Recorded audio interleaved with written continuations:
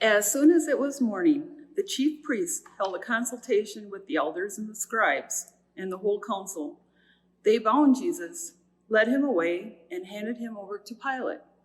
Pilate asked him, "Are you the king of the Jews?" He answered him, "You say so." Then the chief priests accused him of many things. Pilate asked him again, "Have you no answer? See how many charges they bring against you?" But Jesus made no further reply, so that Pilate was amazed. Now at the festival, he used to release a prisoner for them, anyone whom they asked. Now a man called Barabbas was in prison with the rebels who had committed murder during the insurrection. So the crowd came and began to ask Pilate to do for them according to his custom. Then he answered them, "Do you want me to release for you the king of the Jews?" For he realized that it was out of jealousy that the chief priest had handed him over. But the chief priest stirred up the crowd to have them release Barabbas for them instead. Pilate spoke to them again. "Then what do you wish me to do with the man you call the king of the Jews?" They shouted back, "Crucify him." Pilate asked them, "Why? What evil has he done?" But they shouted all the more, "Crucify him."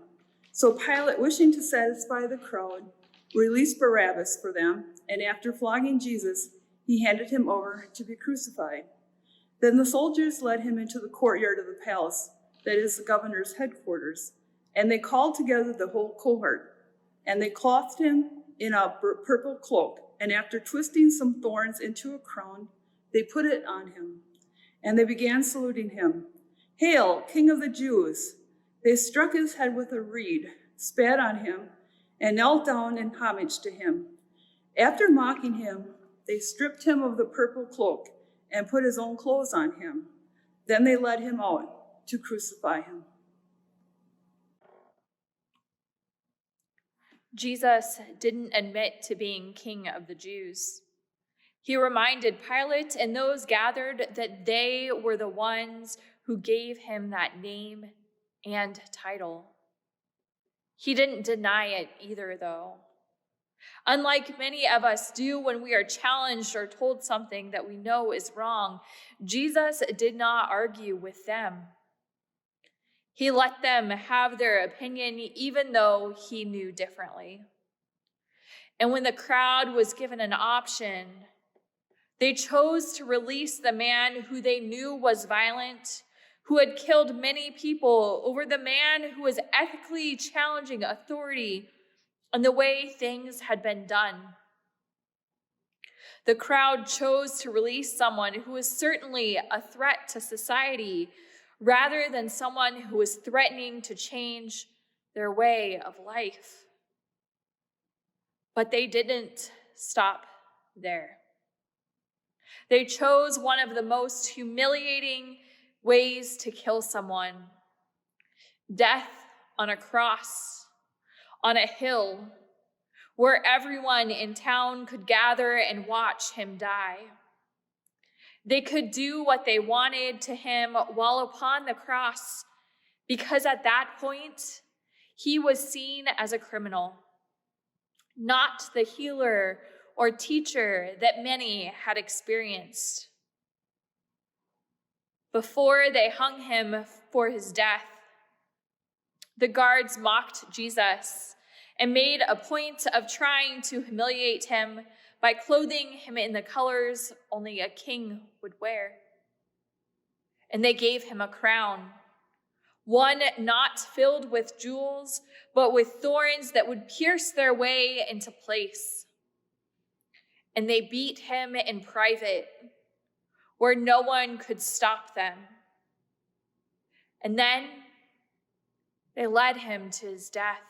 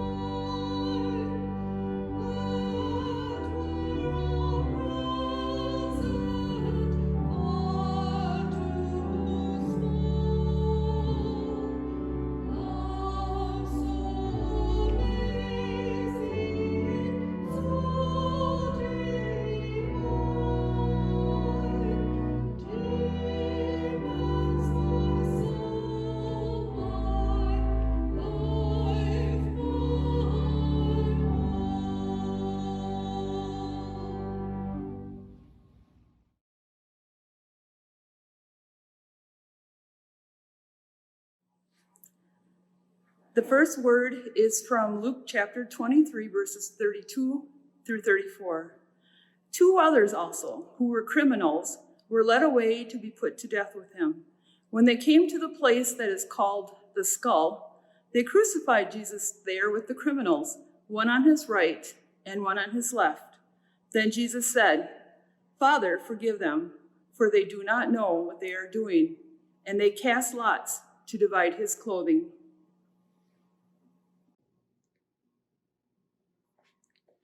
Forgiveness is not something that comes easy to all of us all of the time.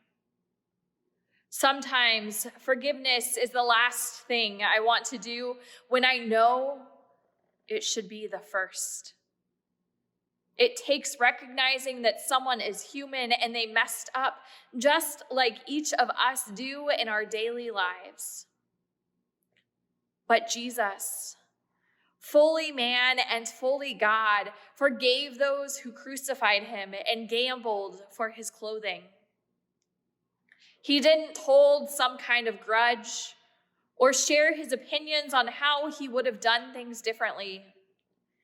He forgave them, period. There's no doubt that Jesus was the Son of God because this kind of forgiveness is something only God could give.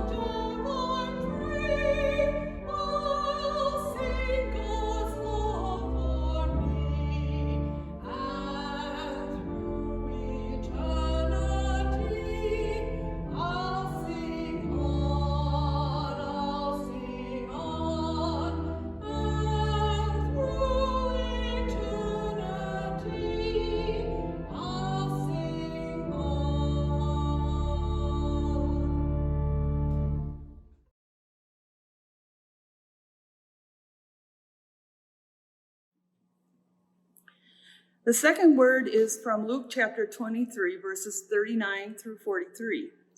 One of the criminals who were hanged there kept deriding him and saying, "Are you not the Messiah? Save yourself and us." But the other rebuked him, saying, "Do you not fear God, since you are under the same sentence of condemnation? And we indeed have been condemned justly, for we are getting what we deserve for our deeds. But this man has done nothing wrong." Then he said, "Jesus, remember me when you come into your kingdom." He replied, "Truly I tell you, today you will be with me in paradise."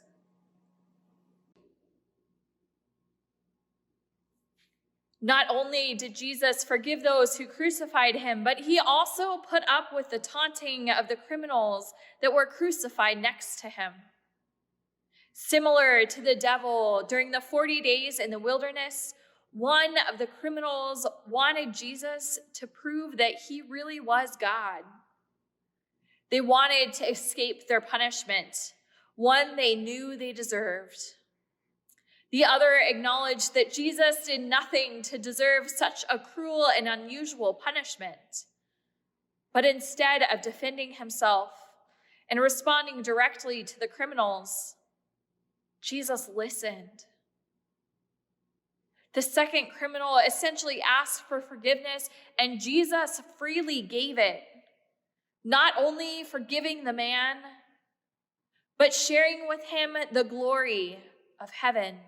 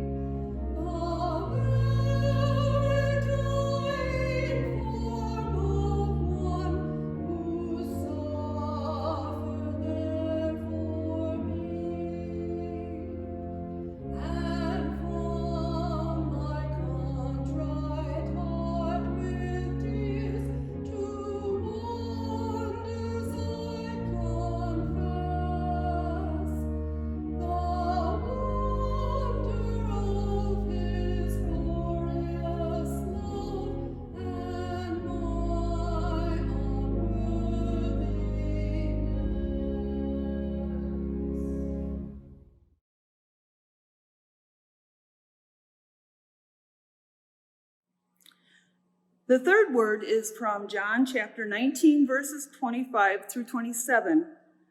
And that is what the soldiers did.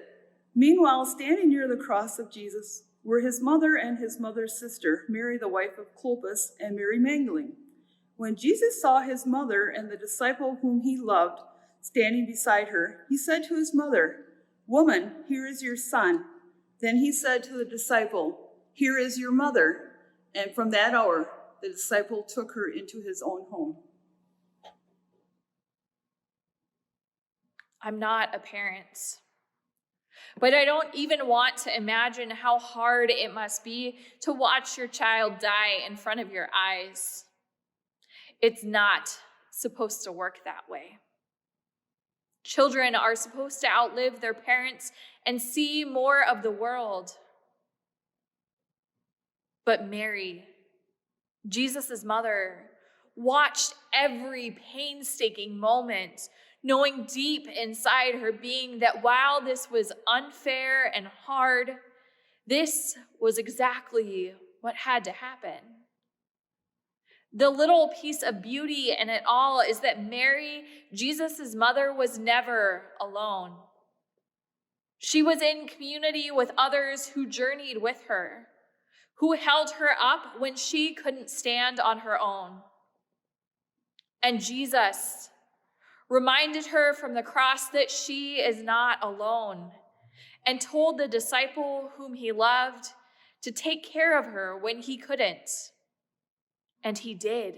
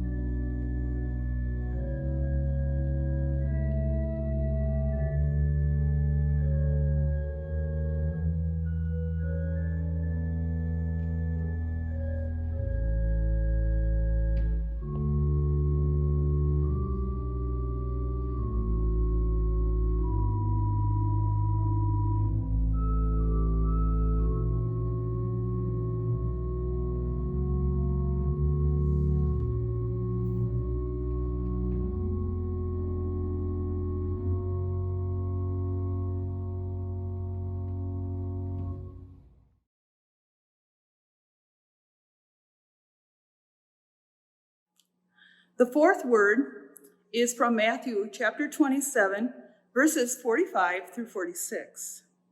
From noon on, darkness came over the whole land until 3 in the afternoon.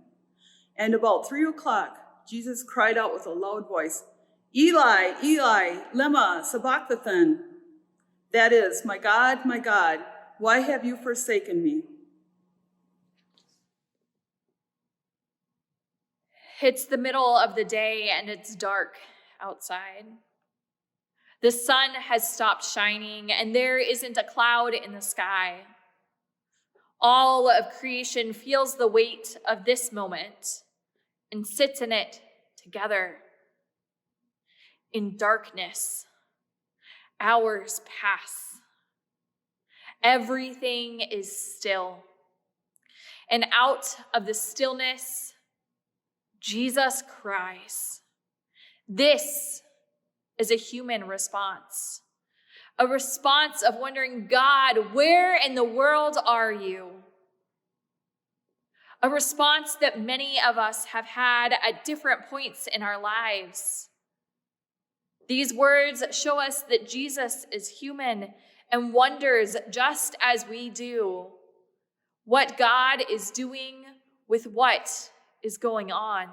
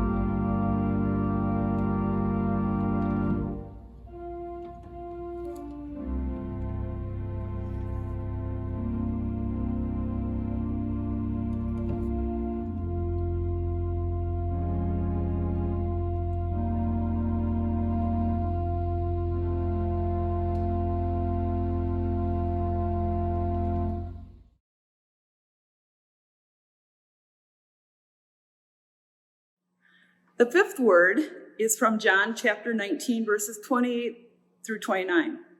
After this, when Jesus knew that all was now finished, he said, in order to fulfill the scripture, I am thirsty. A jar full of sour wine was standing there. So they put a sponge full of the wine on a branch of hyssop and held it to his mouth.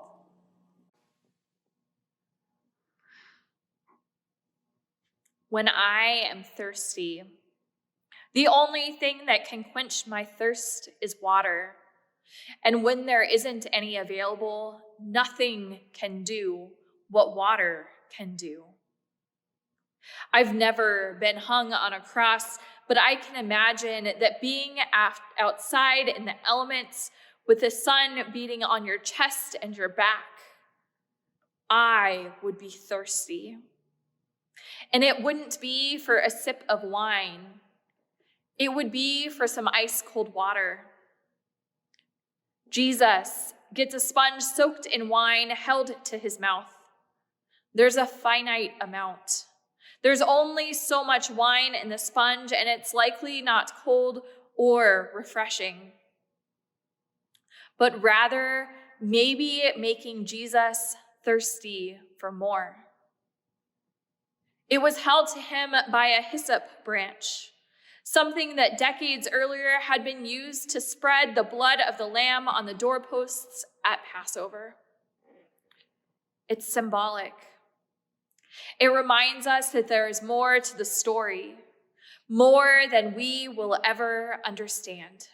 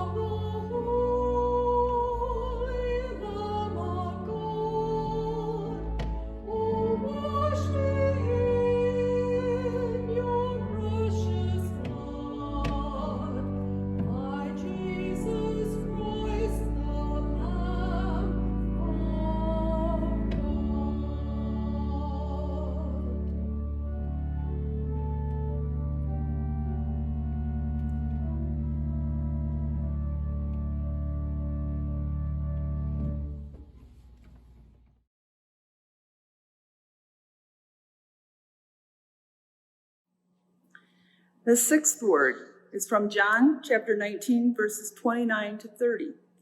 A jar full of sour wine was standing there, so they put a sponge full of the wine on a branch of hyssop and held it to his mouth. When Jesus had received the wine, he said, "It is finished." Then he bowed his head and gave up his spirit.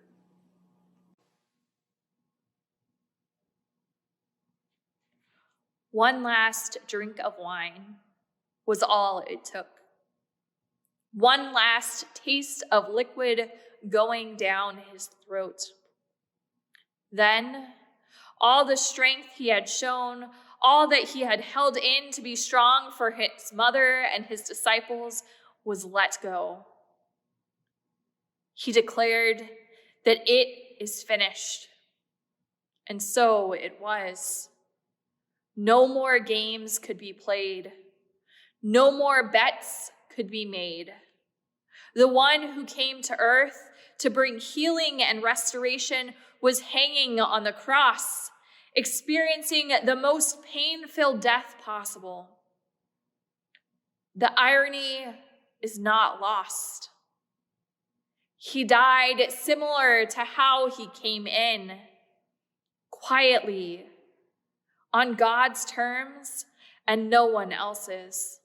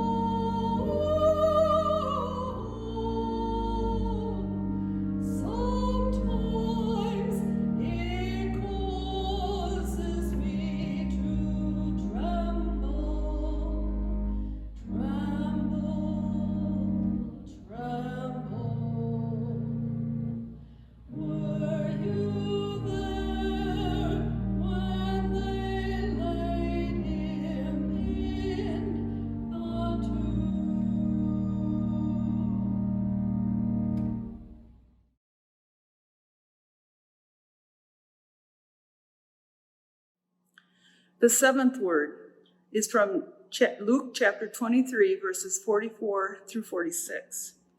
It was now about noon, and darkness came over the whole land until 3 in the afternoon, while the sun's light failed and the curtain of the temple was torn in two. Then Jesus, crying with a loud voice, said, "Father, into your hands I commend my spirit." Having said this, he breathed his last.